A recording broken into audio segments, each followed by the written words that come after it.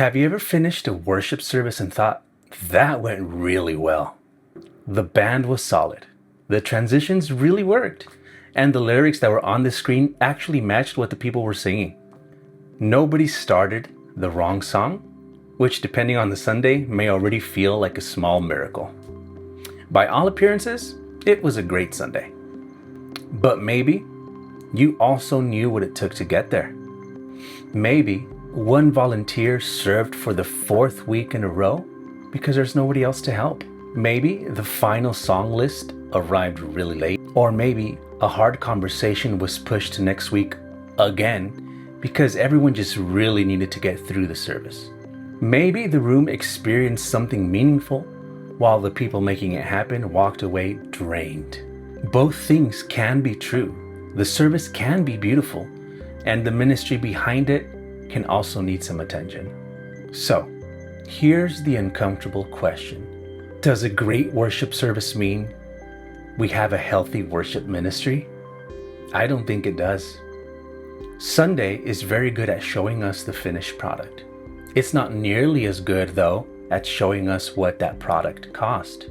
The congregation sees the service. They don't see Tuesday's planning, Thursday's changes, Saturday's late night messages, or that on Sunday, two people played two different arrangements of the same song. And that's okay. The church doesn't need to see a behind the scenes documentary every week, but leaders do need to pay attention to what's happening behind the scenes. We tend to evaluate the worship ministry by asking questions like, were we prepared? Did the service flow? Did people participate? Did anything become a distraction? And those are good questions. Excellence matters. Being prepared matters. Serving the congregation well matters. They're just not the only questions. Sunday gives us a good snapshot, but it doesn't give us a complete health report.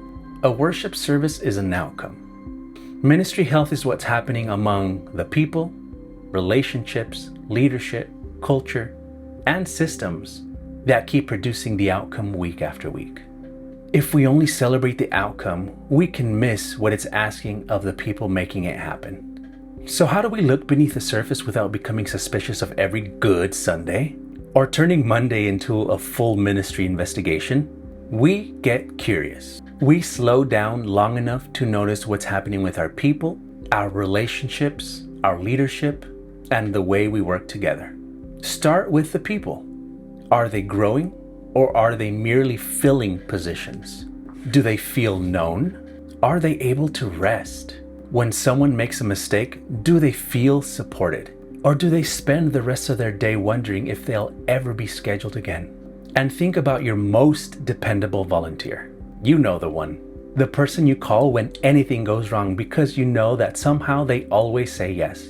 What would happen if that person took a month off? Would the ministry keep breathing? Or would suddenly everyone start a season of prayer and fasting? Dependability is a gift, but sometimes we reward dependable people by giving them more and more until that gift becomes an unbearable burden. Then pay attention to the relationships. Can people be honest with one another? Can someone say, that hurt, or I didn't understand what you needed, without the conversation becoming defensive? Are tensions handled with humility, or are they tucked away as long as everyone can still smile, count to 4, and start the next song? A team can sound beautifully, but still be carrying a lot of unresolved tension. Look at leadership too. Are we developing people, or are we simply managing the next Sunday? Do others understand why decisions are made? Are we sharing responsibility with real support? Or are we delegating tasks and hoping that they figure it out? If every question, decision, and last-minute problem has to pass through one person, that person might be committed, but the ministry is still fragile. And yes, we also have to talk about systems. I know no one gets into worship ministry because they feel deeply called to reminder emails and scheduling processes. But when communication is consistently late, expectations are unclear, or urgency has become the normal atmosphere, People carry the cost. Healthy systems are not about becoming corporate. They are one practical way we care for people. A clear plan cannot solve every problem. It can, however, keep preventable confusion from becoming part of the ministry culture. People, relationships, leadership, and systems are not 4 separate boxes to check. They affect one another. When one area stays strained for a long time, eventually that strain will show up everywhere else. Now, whenever we talk about health, someone may hear, "So now are we going to lower the ministry standard?" No, that's not the point. We prepare because the congregation matters. We practice because the team matters. We want to remove distractions and serve the church well. But excellence becomes unhealthy when it's financed by chronic exhaustion, silent resentment, fear of failure, or the same handful of people constantly rescuing the ministry.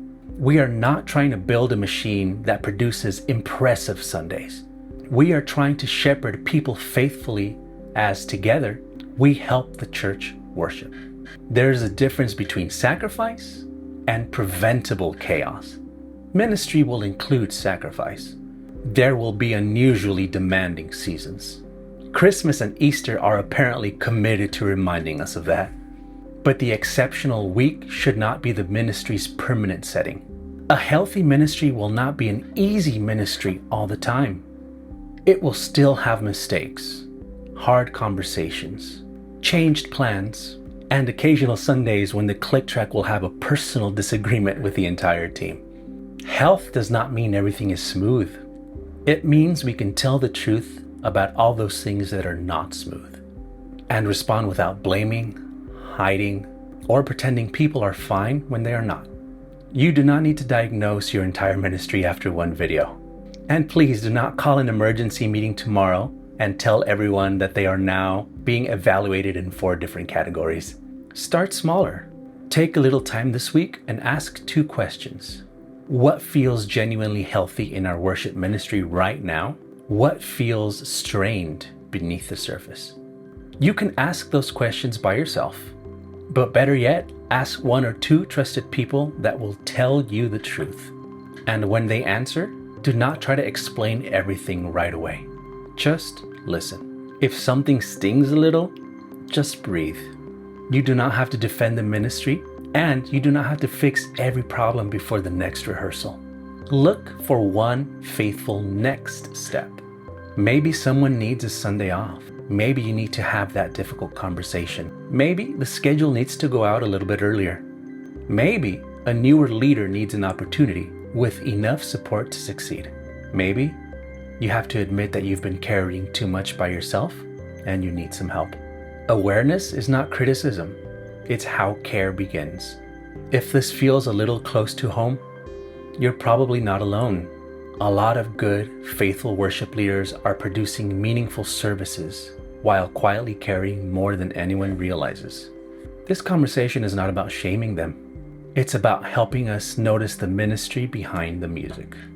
A great worship service is a gift to the church. A healthy worship ministry is a gift too. To the church, the volunteers, their families, and to the leaders who have been trying to hold everything together. So here is the question to carry with you. What is happening behind the surface of the services your ministry produces? If you want to keep having this conversation, write a comment in the messages. Shoot me an email. I'm here to help. In that email or in that comment, tell me one thing that feels healthy and one thing that feels strained in your ministry. You don't need to make it sound polished. I genuinely want to know what you're carrying. Thanks for serving the church and for caring not only about what happens on the platform, but caring for the people who make it happen week after week.